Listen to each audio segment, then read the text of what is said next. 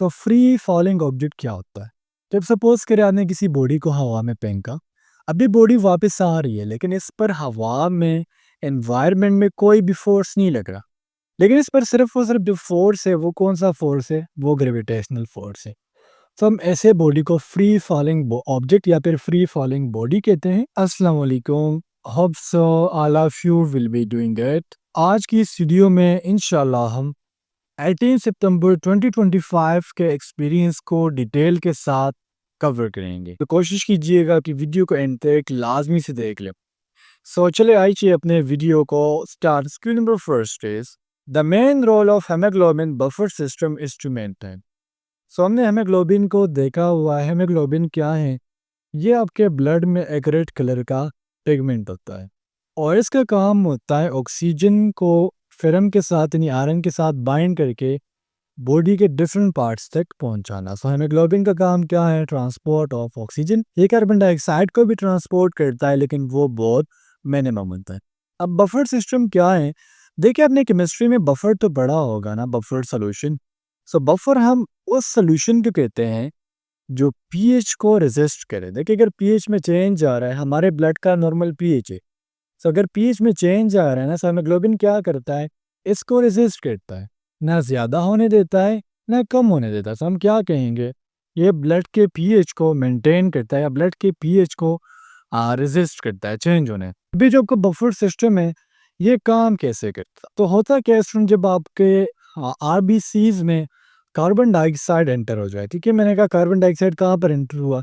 ये एंटर हो गया आपके ब्लड में। यहाँ पर आप देख सकते हो कार्बन डाइऑक्साइड आपके बेसिकली आरबीसीज में एंटर हो जाता है और कार्बन डाइऑक्साइड डायरेक्टली कंबाइन हो जाता है वाटर के साथ। सो ये बना लेता है कार्बोनिक एसिड को। कार्बोनिक एसिड क्या है? H2CO3, ये आपका कार्बोनिक एसिड है। कार्बोनिक एसिड डायरेक्टली क्या हो जाता है? इसकी ब्रेक डाउन हो जाती है, डिसोसिएट हो जाता है और इससे बन जाता है एक, इससे बन जाता है आपका हाइड्रोजन आयन या फिर इसे प्रोटॉन कह सकते हो, प्लस इससे बन जाता है HCO3। अब यहाँ पर जो हाइड्रोजन है, it is very very acidic और ये आपके ब्लड की पीएच को चेंज कर सकता है। सब क्या करता है? हेमोग्लोबिन इस हाइड्रोजन के साथ बाइंड हो जाता है और इसको लेके चला जाता है किधर? आपके लंग्स में। क्योंकि लंग्स में ऑलरेडी कार्बन डाइऑक्साइड होगा, फिर उधर दोबारा उसके साथ बाइंड हो जाता है और आपके जब आप एक्सहेल करते हो तो वहाँ से बाहर रिमूव हो जाता है। तो दैट्स व्हाई हम कहते हैं कि हेमोग्लोबिन बफर सिस्टम का काम क्या होता है? ब्लड पीएच को रेजिस्ट करना। MCQ number 2 is where does most absorption of digested food takes place? तो इस एमसीक्यूज को हम टू कैटेगरीज में समझने की कोशिश करेंगे। अगर सपोज करें पेपर में एमसीक्यूज आ जाए कि आपके डाइजेस्टिव सिस्टम का वो पार्ट जहाँ पर डाइजेशन बहुत कम होगी, सो वो होगा माउथ, ठीक है। सो पहले हम माउथ को लिख लेंगे। माउथ में सबसे कम डाइजेशन होगी। अब आपके डाइजेस्टिव सिस्टम का वो पार्ट जहाँ पर डाइजेशन बहुत ज़्यादा होती है वो है डोडेनम। अब आप कहेंगे सर डोडेनम क्या है?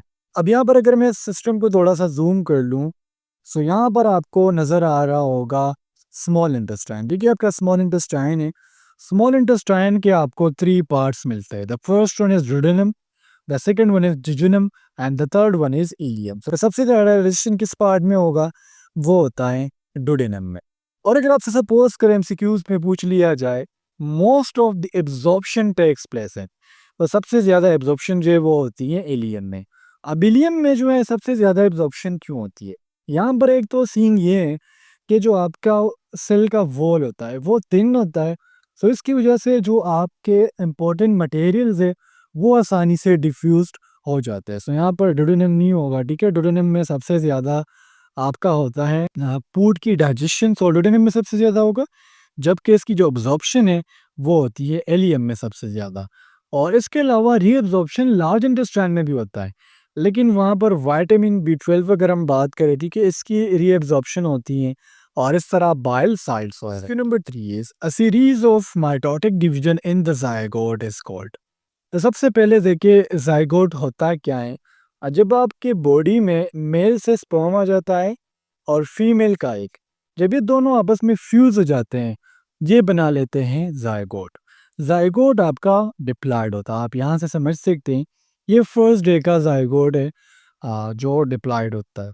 इसके बाद इसमें हो जाता है जो डिवीजन होती है, बेसिकली इस तरह माइटोसिस और मियोसिस है, इस तरह ज़ाइगोट में आपको जो डिवीजन मिलती है वो कहलाती है क्लीवेज। सो सेकंड डे पर हो जाएगा क्लीवेज, और यहाँ पर ये जो आपको सेल्स बनते नज़र आते हैं, दीज आर कॉल्ड ब्लास्टोमेट्स, ठीक है। और इसको हम क्या कहते हैं, इसको हम अर्ली ब्लास्टूला या फिर अर्ली एम्ब्रियो भी कहते हैं। फिर इसके बाद दोबारा डिवीजन होगा, 4 सेल स्टेज आएगा, उसके बाद 8 सेल स्टेज आएगा। 8 सेल स्टेज के बाद आ जाता है मोरूला स्टेज, मोरूला स्टेज के बाद आ जाएगा ब्लास्टोसाइट्स, और फिर से एम्ब्रियो की फॉर्मेशन का जो प्रोसेस है वो टोटल स्टार्ट हो जाता है। सो यहाँ पर हमारा करेक्ट आंसर क्या होगा, वो होगा क्लिक्स। Q number 4 is the developing embryo is protected against the physical trauma by. उसमें आपको पता है कि फीमेल के बेली में बच्चा तो होता है यूट्रस में, लेकिन यूट्रस में बच्चे के इर्द गिर्द आपको मिलता है एक सेक मिलता है, ठीक है। यहाँ पर आप देख सकते हो एमनियोटिक सेक, और यहाँ पर किस की तरफ इशारा है आप ये देख ले, एम्ब्रियो के इर्द गिर्द क्या मिल रहा है आपको, यहाँ पर आपको मिल रहा है एमनियोटिक सेक। एमनियोटिक सेक के अंदर आपको मिलता है एमनियोटिक फ्लूइड। एमनियोटिक फ्लूइड जो है ये क्या करता है, जब सपोज करें माँ गिरती है या फिर हैवी लिफ्टिंग करती है, तो बच्चे को बचाने के लिए जो एक ही चीज है और वो है amniotic fluid. Q number 5 is chromosomes have two arms which are called। तो यहाँ पर आपको क्रोमोसोम का डायग्राम मैंने दिया हुआ है, ठीक है। और जो आपको बीच में बॉल लाइक स्ट्रक्चर नजर आता है, दिस इज कॉल्ड सेंट्रोमेयर। और सेंट्रोमेयर का काम क्या होता है, ये जो आप यहाँ पर आर्म्स की बात कर रहे हैं ना सिम्सिक्यूज में, इसको आपस में जोड़ के रखना। अभी जो आपको यहाँ पर दिया गया है ना शॉर्ट आर्म लॉन्ग आर्म, इसको हम बायोलॉजिकल टर्म में क्रोमेटिड्स का नाम देते हैं, ठीक है। फिर यहाँ पर सिस्टर क्रोमेटिड्स की बात हो रही है, इसको छोड़ दीजिएगा आप। और अब आप कहेंगे सर यहाँ पर डीएनए क्यों दिया गया है, डीएनए इसलिए दिया गया है क्योंकि आपको पता है जो क्रोमोसोम है ये डीएनए प्लस हिस्टोन प्रोटीन से बना होता है। सो क्रोमोसोम के जो आर्म्स होते हैं ये कहलाते हैं क्रोमेटिड्स, जो बीच में आपको बॉल नजर आता है ये कहलाता है centromere. MCQ number 6 is she bought blank dozen bananas. अब यहाँ पर आप कहेंगे सर हमारा नाउन तो बनानास है, आर्टिकल्स बेसिकली यहाँ पर आपने चूज करना। आर्टिकल हमने 2 टाइप्स के पढ़े हुए हैं, हर वीडियो में बार बार बताता हूँ, यकीन करें मुझे पुरानी चीज़ें बार बार सिखाने का मज़ा नहीं आता, मेरा दिल करता है मैं न्यू चीज़ें समझाऊँ। अब आपको पता है आर्टिकल मेनली 3 टाइप्स के, जिसको हमने 2 कैटेगरीज में डिवाइड किया हुआ है। एक होता है डेफिनेट आर्टिकल और एक होता है इनडेफिनेट आर्टिकल, ठीक है। सो डेफिनेट आर्टिकल आपका आर्टिकल दा होता है जब कोई चीज़ बहुत ज़्यादा स्पेसिफिक हो, जिस तरह मून है, अर्थ है, तो इसके लिए हम द आर्टिकल यूज़ करते हैं। अब अगर कोई नाउन आपको दिया गया है जो स्पेसिफिक ना हो, ठीक है, और वो नाउन आप काउंट कर सकते हो और ये सिंगुलर हो, सो वहाँ पर आप आर्टिकल ए और आर्टिकल ए यूज करते हैं। अब यहाँ पर एन यूज नहीं होगा बिकॉज जो साउंड है it does not start from a vowel, तो यहाँ पर हम यूज करेंगे ए। अब दूसरी भी रीजन मैं बताता हूँ कि यहाँ पर आपने ए क्यों यूज किया। दूसरा रीजन इसका यहाँ पर ये है कि ए को हम यूज करते हैं इन सेंस ऑफ वन, यानी उसने क्या किया, 1 दर्जन केले जो है और लड़की जो है बेसिकली उसने बाजार से 1 दर्जन केले खरीदे। बाजार तो यहाँ पर मेंशन नहीं किया गया लेकिन वैसे आपको समझाना है। Screen number 7 is they have finished the homework. अब यहाँ पर ये आपको एक्टिव वॉइस में दिया गया है and you have to change it into passive voice. So students मैंने आपको एक्टिव और पैसिव वॉइस का फॉर्मूला बताया हुआ था। एक्टिव वॉइस का फॉर्मूला नहायत ईजी है, इसमें subject plus verb plus object, subject का सेकंड फॉर्म या फिर फर्स्ट फॉर्म आप लगाएंगे डिपेंड ऑन द सेंटेंस। और जो पैसिव वॉइस होता है वो थोड़ा सा मुख्तलिफ है, थोड़ा सा डिफिकल्ट है। उसमें सबसे पहले आप लगाएंगे ऑब्जेक्ट, देन हैज, हैव, ठीक है, इस केस में, हर केस में नहीं, प्लस आप लगाएंगे बीन प्लस वर्ब का third form plus by plus subject. और जब आप एक्टिव को पैसिव में चेंज करते हैं तो दूसरा रूल आपने ये याद रखना है कि एक्टिव वॉइस में जो आपका सब्जेक्ट होगा ये चला जाएगा ऑब्जेक्ट की जगह और ऑब्जेक्ट आ जाएगा सब्जेक्ट की जगह। अब यहाँ पर देखें, हम पहले यहाँ पर करेक्ट आंसर लगा देते हैं, work has been finished by the, many option भी यहाँ पर करेक्ट है। अब यहाँ पर देखें द होमवर्क एंड में था, ये ऑब्जेक्ट था, ये क्या आ गया, ये सब्जेक्ट की जगह आ जाएगा। हैज बीन मैंने पहले बताया था क्या, तो आप हैज बीन लगाएंगे या हैव बीन लगाएंगे। यहाँ पर चूंकि बहुत लोगों की बात की जाए तो डेट्स वाई यहाँ पर हमने हैज बीन लगाया, और मैंने बताया था फिनिश देके फर्स्ट फॉर्म। सो फिनिश्ड का थर्ड फॉर्म क्या होगा, फिनिश्ड होगा। बाय अपनी जगह आ जाएगा, दे है तो दे का हम ऑब्जेक्ट चेंज करेंगे से दिम हो जाएगा। That's why the homework has been finished by then. ये एमसीक्यूज थोड़ा डिफिकल्ट है अगर समझ ना आ रही हो तो कमेंट सेक्शन में पूछ सकते हैं, मैं आपको दोबारा बता रहा हूँ। इसकी नंबर 8 है सिनोनिम ऑफ ब्रिलियंट। सो आप तो रोज़मर्रा ज़िंदगी में भी यूज़ करते हो, हम कहते हैं वो बच्चा बहुत ज़्यादा ब्रिलियंट है, Bilal is a brilliant teacher या फिर a brilliant boy. So brilliant के जो सिनोनिम है वो है ब्राइट, ठीक है। सिनोनिम आपको पता है सिमिलर वर्ड्स होते हैं, वो वर्ड जिसकी मीनिंग सेम है। सो देखिए ब्रिलियंट और जो आपका ब्राइट है, इन दोनों की एक ही मीनिंग है। बकाया अगर हम डल की बात करें और लेजी की बात करें, these are the antonyms of brilliant. Q number 9 is he went to the market and bought fruits. अब यहाँ पर हमने सेंटेंस का टाइप बताया, तो यहाँ पर देखिए आपको टू एक्शंस दिए गए, इट्स मीन यहाँ पर आपको टू इंडिपेंडेंट क्लॉज दिए गए। He went to the market, वो मार्केट गया, एंड बॉट फ्रूट्स, उसने फ्रूट्स यानी फल खरीदे। So he went to the market, ये आपका हो गया एक एक्शन। बोट द फ्रूट्स, ये आपका हो गया सेकंड एक्शन। और बीच में आपको क्या मिल रहा है? बीच में आपको मिल रहा है कंजंक्शन। दैट्स व्हाई यहाँ पर हमारा जो करेक्ट ऑप्शन है वो है कंपाउंड सेंटेंस। ये सिंपल सेंटेंस तब होता अगर हम कहते he went to the market, वो मार्केट गया। Q number 10 is antonym of polite. So polite आप उस बंदे को कहते हो जो नरम लहजे में आपके साथ बातें करे। सो पोलाइट का जो एंटोनिम है, मीन उलट अल्फाज है, जो उसकी उल्टी मीनिंग रखने वाला लफ्ज है, वो है रूड। हम कहते हैं ना वो बंदा, हम बाज़ औक़ात देखिए हम दो तारीफ़ें बयान करते हैं, या तो एक बंदा पोलाइट होगा या बंदा रूड हो। अब यहाँ पर अगर हम इसके सिनोनिम्स की बात करते तो इसके सिनोनिम्स होने थे kind, gentle and humble. Q number 11 is atomic radius is measured in. So first of all what is atomic radius? So ये आपको मैंने टू एटम्स दिए हैं। सो दो एटम्स के न्यूक्लियस के दरमियान जो डिस्टेंस होता है ये कहलाता है एटॉमिक रेडियस। सो यहाँ पर क्या डेफिनेशन लिखी गई है आप यहाँ पर देख सकते हो, distance between two nuclei is known as atomic radius. Atomic radius को हम मेजर करते हैं एंगस्ट्रॉम में, ठीक है। एंगस्ट्रॉम में या बेस के लिए जो सेकंड यूनिट यूज किया जाता है वो है पिकोमीटर। सो इन दो में आप मेजर करते हो एटॉमिक रेडियस को। अगर हम पिकोमीटर की बात करें तो एंगस्ट्रॉम से थोड़ा कम यूनिट है, ठीक है। 10⁻⁻12 एम के बराबर है। अगर हम एंगस्ट्रॉम की बात करें 13⁻10 एम के बराबर है। इस तरह अगर हम मिसाल के तौर पर मैं एग्जांपल लिख लूँ आपके लिए, तो अगर मैं कहूँ कि क्लोरीन के दो एटम्स के दरमियान जो न्यूक्लियस के दरमियान जो डिस्टेंस है वो 198 पीएम है। अब इसको मैं 2 पर डिवाइड करूंगा। 2 पर क्यों डिवाइड करूंगा? क्योंकि दो न्यूक्लियाई के दरमियान डिस्टेंस है ना, तो जब आप 198 को 2 से डिवाइड करते हो तो आपके पास आंसर आ जाता है 99 पीएम। यानी क्लोरीन के दो एटम्स के न्यूक्लियस के दरमियान जो डिस्टेंस है वो 99 पी को mean. Q number 12 is when carboxylic acid reacts with thionyl chloride the product will be. So यहाँ पर स्टूडेंट्स मैं क्या करूँगा, डायरेक्टली आपको समझाऊंगा, बिकॉज अगर मैं रिएक्शन लिख जाऊँ then you will be confused. Reaction में लिखूंगा लेकिन उतना टफ नहीं लिखूंगा जितना बुक में दिया जाता। सो थायोनाइल क्लोराइड जब आप कार्बोक्सिलिक एसिड के साथ ट्रीट करते हो तो इससे प्रोड्यूस होगा या तो एसिड क्लोराइड या फिर इसे आप दूसरे अल्फाज में एसाइल क्लोराइड भी कह सकते हो।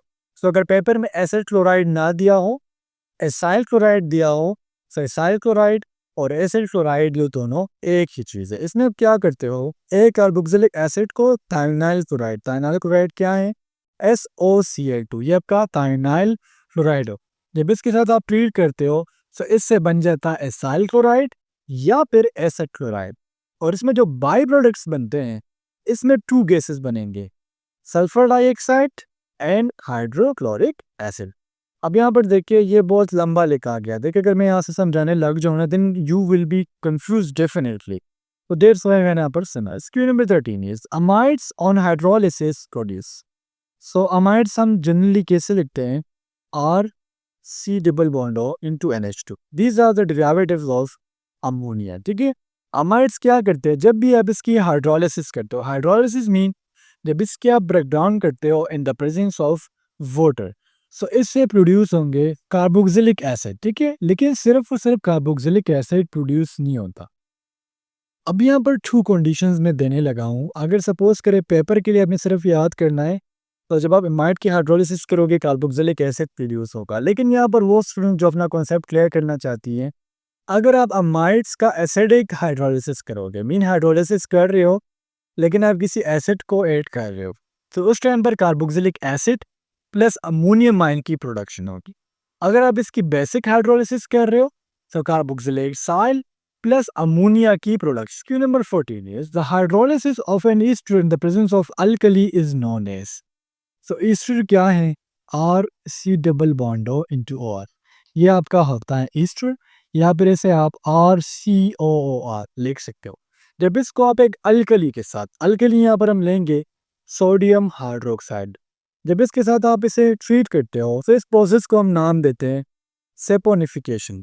ठीक है, सेपोनिफिकेशन में क्या होता है, जब भी आप ईस्टर को अल्कली के साथ ट्रीट करोगे तो इससे सोप प्लस अल्कोहल की फॉर्मेशन होगी, यानी ये इसकी क्या है, ये इसके प्रोडक्ट्स है। तो जब भी आप ईस्टर की हाइड्रोलिसिस करते हो in the presence of alkali, तो इस प्रोसेस को हम सेपोनिफिकेशन कहते हैं, और इसमें सोप प्लस अल्कोहल की formation. Q number 15 is spontaneous reactions are usually. So spontaneous reactions होते क्या हैं? नेचर में ऐसे रिएक्शन जो खुद हो रहे होते हैं, इसे हम स्पॉन्टेनियस रिएक्शन कहते हैं। और स्पॉन्टेनियस रिएक्शन की आपने ट्रू प्रॉपर्टीज याद रखनी है। एक तो ये एक्सर्गोनिक होते हैं, एक्सर्गोनिक मीन ये आपके एनवायरनमेंट को एनर्जी देते हैं।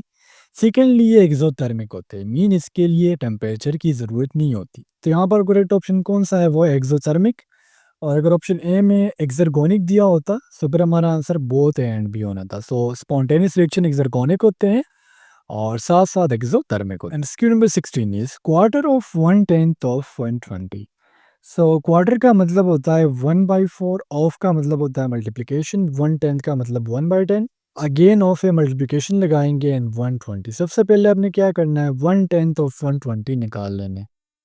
और जब आप 110 यानी 1 को 10 से डिवाइड करते हो और 120 के साथ मल्टीप्लाई करते हो, तो आपका आंसर आ जाता है 12। अब इसमें क्या करना है, आपने इसको मल्टीप्लाई करना है 1/4 के साथ, चूँकि पूरा हम एक एमसीक्यूज़ लेके चल रहे हैं। तो जब आप 1 को 12 के साथ मल्टीप्लाई करते हो तो ये आ जाता है 12, 4 से डिवाइड करते हो तो आपका आंसर आ जाएगा 3। तो स्टूडेंट जब भी इस टाइप का एमसीक्यूज़ दिया जाए, कोशिश किया करें कि उसको हिस्से में डिवाइड किया करें, देन आपको एमसीक्यू सॉल्व करने में आसान। Q number 17 is which one is different from the rest. नीचे 4 ऑप्शन दिए गए हैं, इसमें एक आपने बताना है जो बकाया से डिफरेंट हो। तो यहाँ पर है डिफरेंट है एक ड्राई ग्रास है, जो एनिमल्स खाते हैं बकाया barley, wheat and rice, these are cereals यानी दाने हैं, जिसे हम खाते हैं। So that's why option A यहाँ पर different. Q number 18 is a 4 day of a month is Tuesday, then 25th day will be. तो स्टूडेंट्स जब भी आपको इस टाइप के एमसीक्यूज दिए जाएं, तो देखिए 4th डे जो है वो क्या है, वो आपका ट्यूसडे है। और आपको पता है 1 वीक में कितने डेज होते हैं, 7 डेज होते हैं। तो 7 + 4 करेंगे सो आएगा 11, मीन्स 11 को भी ट्यूसडे है। फिर 11 + 7 करेंगे 18, 18 को भी ट्यूसडे।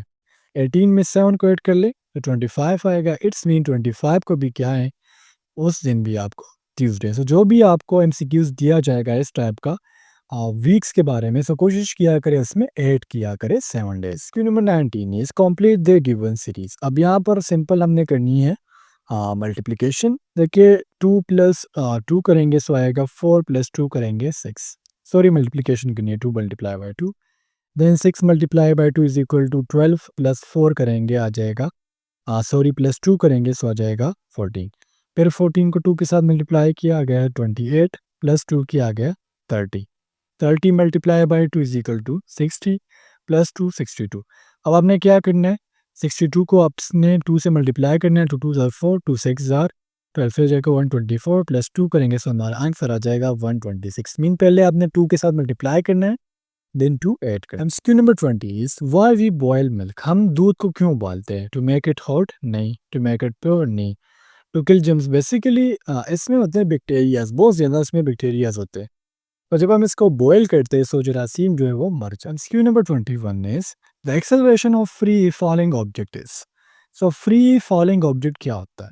जब सपोज करें आपने किसी बॉडी को हवा में फेंका, अभी बॉडी वापस आ रही है लेकिन इस पर हवा में एनवायरनमेंट में कोई भी फोर्स नहीं लग रहा, लेकिन इस पर सिर्फ और सिर्फ जो फोर्स है वो कौन सा फोर्स है, वो ग्रेविटेशनल फोर्स है। तो हम ऐसे बॉडी को फ्री फॉलिंग ऑब्जेक्ट या फिर फ्री फॉलिंग बॉडी कहते हैं, और इसका जो एक्सेलरेशन होगा वो कांस्टेंट रहेगा। चूंकि सुन देखिए इस पर एक ही फोर्स लग रहा है और वो है ग्रेविटेशनल फोर्स जो 9.8 मीटर पर सेकंड स्क्वायर के बराबर है। तो अगर आपसे पूछ लिया जाए कि फ्री फॉलिंग ऑब्जेक्ट की ग्रेविटेशनल फोर्स उस पर जो लगेगा वो क्या होगा, तो 9.8 मीटर पर सेकंड स्क्वायर होगा। अगर सपोज करें कांस्टेंट इंक्रीजिंग एंड डिक्रीजिंग दिया जाए, सो वहाँ पर फिर आपने कांस्टेंट को सेलेक्ट करें। MCQ number 22 is AC generator works on the principle of. So AC generators हो या फिर डीसी जनरेटर्स हो, दोनों वर्क करते हैं on the principle of Faraday laws of electromagnetic induction. इसमें जो सिर्फ और सिर्फ फ़र्क है वो है रिंग्स का। ऐसे जनरेटर यूज़ करता है स्लिप रिंग्स को, ठीक है, ये आपने याद रखना है, ये भूलना नहीं है। देखिए यहाँ पर दिया भी गया है, देखिए यहाँ पे क्या है, स्लिप रिंग्स है। और जो आपका डीसी जनरेटर होता है ना, वो वर्क करता है स्प्लिट रिंग्स पर। सो ऐसे जनरेटर में स्लिप रिंग्स मिलेंगे, डीसी जनरेटर में split rings. Number 23 is range of projectile is maximum it. So projectile तो मैं आपको बार बार समझा चुका हूँ। प्रोजेक्टाइल हर वो बॉडी है जिससे आप सपोज करें स्पेस में थ्रो करते हो और इस पर सिर्फ और सिर्फ एक ही फोर्स लगे और वो हो ग्रेविटेशनल फोर्स, ठीक है। तो ये कहलाता है प्रोजेक्टाइल।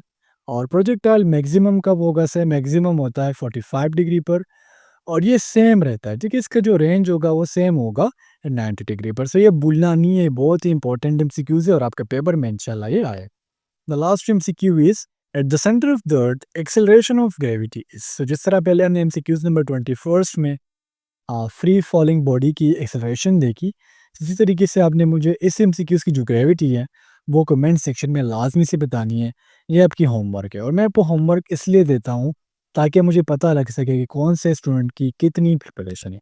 तो उम्मीद करता हूँ स्टूडेंट्स आपको जो आज की एक्सपीरियंस है इसकी वीडियो अच्छी लगी होंगी। इंशाल्लाह नेक्स्ट वीडियो में मिलते हैं। अल्लाह हाफिज़।